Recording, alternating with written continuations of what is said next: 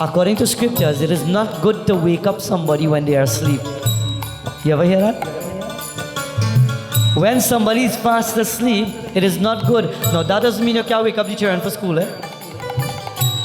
Although don't take the words conveniently and say, well, Baba say, and leave them to sleep.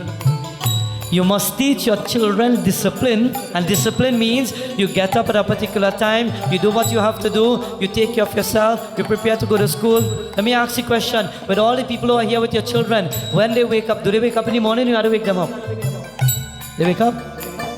You must teach them to wake up at a particular time. When they get up, let them get the habit now. When I get up, I need to go start brushing my teeth. I need to go probably take a bath. I need to now start taking care of myself. And while I'm doing all that, make sure I pick up the towel on the ground. And while I'm doing that, make sure I pick up the clothes that they throw on the side because it didn't go in the basket, it fell outside the basket. And you have to teach them the discipline. The children need to learn their discipline. Discipline is the key to perfection in life. As a human being, you have to perfect it. It's not about the book say and anybody say. Discipline in life, it perfects you, but it starts with the little things. But it is said for those who are fast asleep or taking their night rest, and maybe that night rest is very necessary, you shouldn't just wake somebody. If somebody's sleeping in a deep sleep and you shake them, how does they get up? How you call it? Tutulwe? How do they wake up? They jump up in a mess and they say, well, wait. And they act like a madman, scripture says. You must not allow that personality to be like that. Do you know there are instances in the Vedas that says that when somebody sleeps, they travel.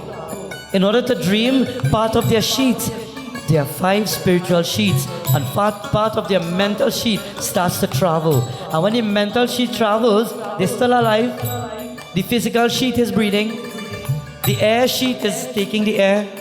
The vital sheets are allowing the vitals to run and everything goes smoothly. It is that the skin sheet remains there, but the mental sheet goes in a dream when it travels. I hear the older people used to say, I don't know if anybody here you could testify. The older people used to say, if somebody go to sleep in the night and they have a mirror in front of them, you must cover the mirror. Because if you don't cover the mirror, while they're coming back into their body from the mental sheet, if they see themselves, they may become scared because they won't see their image like the person they are. They will see that soul as an image, and becoming scared, they could never come back. And if they never come back into that body, the body is still breathing, the body is still there, but the mental sheet will never come back. So you know what that means? They go into a coma. The body is still alive, the body is breathing, the physical sheet is there, but the mind that will allow the person to think and wake up is not there, so the brain becomes dead. What do you call that? A coma. Have you ever heard that? Think about it. You never wake up somebody when they're in their sleep. When somebody is traveling and they're dreaming and they're probably going everywhere, sometimes people who are religious, they literally go to places and just the body there. It's called astral traveling. And while they have gone to many places, while they are asleep, and you shake them like this, wherever their souls are, it becomes shaken, and they have to rush back before a time. And when they jump back up now, they become lost. There were few cases in the world when they came back, they had forgotten many things and they had lost their memory because it was a shock to them to just zap back into the body. So it's not good to just wake up somebody from their sleep. So long ago when the parents, and nowadays when the parents had to wake up the children, how you do it?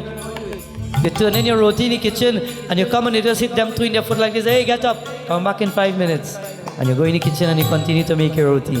And you shake it a little bit, and after you shake it again, you take out one, you put the next one, come back in your room again now. And you start to pull out the blanket and it started to feel cold. So now they have to turn and they have to twist.